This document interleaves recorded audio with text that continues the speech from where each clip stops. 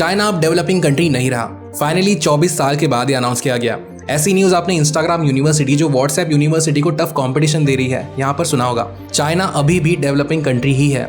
World trade organisation में developing countries को कुछ बेनिफिट्स मिलते हैं, कुछ छूट मिलती है, ट्रेड में फ्लेक्सिबिलिटी मिलती है।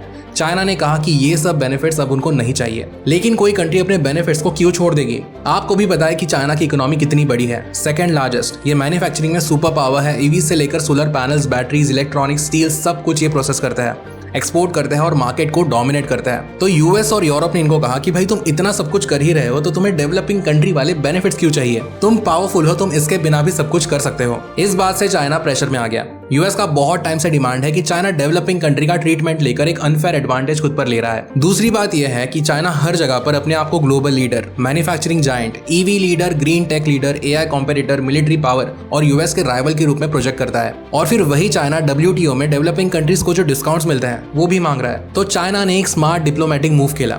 उसने डेवलपिंग कंट्री का स्टेटस नहीं छोड़ा, लेकिन उसके पर्क्स छोड़ दिए। अगर चाइना डेवलपिंग कंट्री का स्टेटस ही छोड़ देता तो उस पर डेवलप कंट्रीज की सारी जिम्मेदारियों का प्रेशर भी आ जाता, जैसे क्लाइमेट टॉक्स पर ज्यादा जिम्मेदार होना, पुअर कंट्रीज को फंडिंग देना, ट्रेड रूल्स और स्ट्रिक्ट हो जाना, सब्सिडीज पर क्वेश्चन उठना। इसीलिए चाइना ने बेस्ट ऑफ बोथ वर्ल्ड्स चुनकर खुद को कम से कम प्रॉब्लम हो वो वाला रास्ता चुना।